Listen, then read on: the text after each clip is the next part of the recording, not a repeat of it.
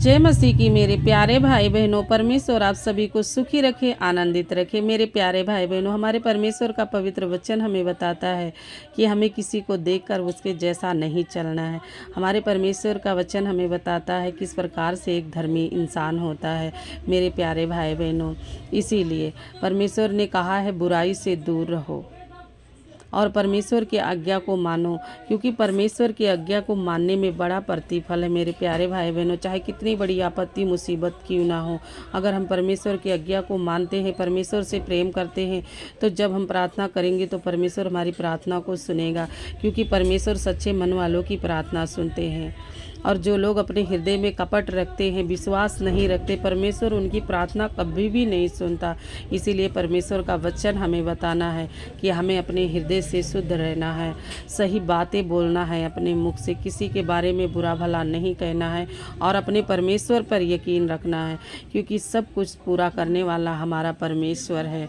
परमेश्वर का वचन भी हमें बताता है, भजन संहिता 1 अध्याय, क्या ही धन्य है वो पुरुष जो दुष्टों की युक्ति पर नहीं चलता और न पापियों के मार्ग में खड़ा होता और न ठाठ करने वालों के मंडली में बैठता है, परंतु वो तो यहोवा की व्यवस्था से प्रसन्न रहता और उसकी व्यवस्था पर रात दिन ध्यान करता रहता है। वो उस वृक्ष के समान है जो बहती नाला के किनारे लगाए गए हैं और अपने ऋतु में फलते हैं और जिसके पत्ते कभी मुरझाते नहीं। इसीलिए जो कुछ वो पुरुष करे वो सफल होता है। दुष्ट लोग ऐसे नहीं होते, वो उस भूसे के समान होते हैं जो पवन से उड़ाई जाती हैं। इस कारण दुष्ट लोग अदालत में स्थिर न रह सकेंगे और न पापी धर्मियों की मंडली में ठहरेंगे, क्योंकि यहोवा धर्मियों का मार्ग जानता है, परंतु दुष्टों का मार्ग नष्ट हो जाएगा।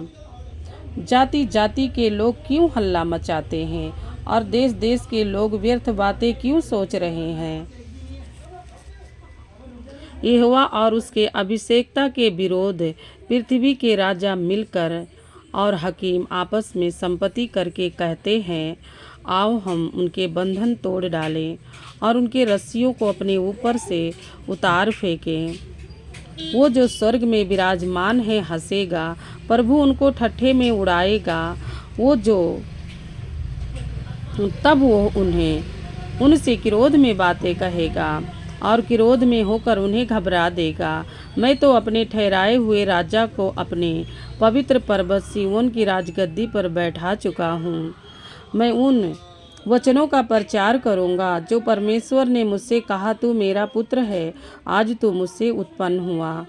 मुझसे मांग और मैं जाति जाति के लोगों को तेरी संपत्ति होने के लिए और दूर दूर देश को तेरी निजी भूमि बनाने के लिए दे दूँगा। तू उन्हें लोहे के डंडे से टुकड़े टुकड़े करेगा, तू कुम्हार के बर्तन के समान उन्हें चकनाचूर कर डालेगा। इसीलिए अब हे राजाओं, बुद्धिमान बनो, हे पृथ्वी के न्यायियों, ये उपदेश ग्रहण करो। डरते हुए यहोवा की उपासना करो और कांपते हुए मगन हो। पुत्र को चूमो, ऐसा ना हो कि वो क्रोध करे और तुम मार्ग ही में नष्ट हो जाओ, क्योंकि क्षण भर में उसका क्रोध भड़कने को है। धन्य है वो जिसका भरोसा उस पर है। हे यहोवा, मेरे सताने वाले कितने बढ़ गए हैं, वो जो मेरे विरोध उठते हैं बहुत हैं।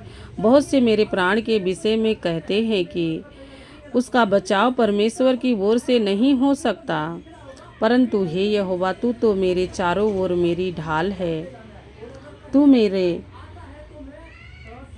तू मेरी महिमा और मेरे मस्तक को ऊंचा करने वाला है। मैं ऊंचे स्वर से यहोवा को पुकारता हूँ और वो अपने पवित्र पर्वत पर से मुझे उत्तर देता है। मैं लेटकर सो गया, फिर जाग उठा, क्योंकि यहोवा मुझे संभालता है। मैं उन 10,000 मानुषों से नहीं डरता जो मेरे विरोध चारों ओर पत्ता बांधे खड़े हैं। उठ हे यहोवा, हे मेरे परमेश्वर, बचा ले, क्योंकि तूने मेरे सब शत्रुओं के जबड़े पर मारा है और तूने दुष्टों के दांत तोड़ डाले हैं। उद्धार यहोवा ही से होता है। हे यहोवा, तेरी आशीष तेरे प्रजा पे हो। आमीन। परमेश्वर आप सभी को इस वचन से बहुत बहुत आशीष दे। जय मसीह की।